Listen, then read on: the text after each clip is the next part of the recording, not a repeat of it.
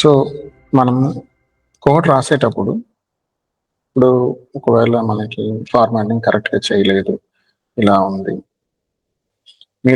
ఒకవేళ మీరు రాసే కోడ్లో ఎర్రర్స్ని ఫైండ్ చేయాలి అనుకుంటే కూడా కొన్ని టూల్స్ మనకి అవైలబిలిటీలో ఉన్నాయండి. మీరు ఒకవేళ మిస్టేక్స్ చేసిన, కోడ్ రాసేటప్పుడు మిస్టేక్స్ చేసిన, ఇండెంటేషన్ కానీ ఫార్మాటింగ్ కానీ మిస్టేక్స్ చేసిన, సో ఆటోమేటిక్గా కరెక్ట్ చేసేదానికి, అందులో కూడా ఫార్మాట్ చేయడానికి, ఆటోమేటిక్గా కరెక్ట్ చేయడానికి, ఫార్మాటింగ్ కరెక్షన్ చేయడానికి కొన్ని టూల్స్ ఉన్నాయండి. ఆ టూల్స్ మనం ఇన్స్టాల్ చేద్దాము. ESLint అనేది మనకి మనం కోడ్ ఎర్రర్స్ ఏదైనా చేస్తే అది ఆటోమేటిక్గా చూపిస్తుందండి. మనం ESLint ప్లగ్ఇన్ ఇన్స్టాల్ చేసుకుందామండి. మనం మళ్ళీ ఇంకొక టూల్ కావాలండి. Prettier అనేది ఇంకొక టూల్ అనమాట. మనం Prettier టైప్ చేస్తే ఇక్కడ ఫార్మాటర్ వచ్చింది. ప్లస్ పబ్లిషర్ అండ్ ఇన్స్టాల్ మనం ఇన్స్టాల్ చేసాము.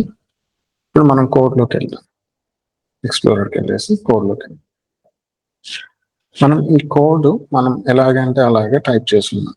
మనం default configuration format document click చేస్తే కాన్ఫిగర్ డిఫాల్ట్ ఫార్మాటర్ అని వస్తుందండి.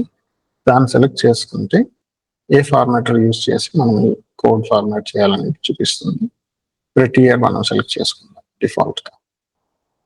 ఇప్పుడు ఫార్మాటర్ సెట్ చేశానండి. ఇప్పుడు దీన్ని ఫార్మాట్ చేయాలంటే, ఈ కోడ్ అంతా ఫార్మాట్ చేయాలి ప్రాపర్గా అంటే రైట్ క్లిక్ ఇచ్చి ఫార్మాట్ డాక్యుమెంట్ అని క్లిక్ చేస్తే ఆటోమేటిక్గా ఫార్మాట్ అయిపోతుంది.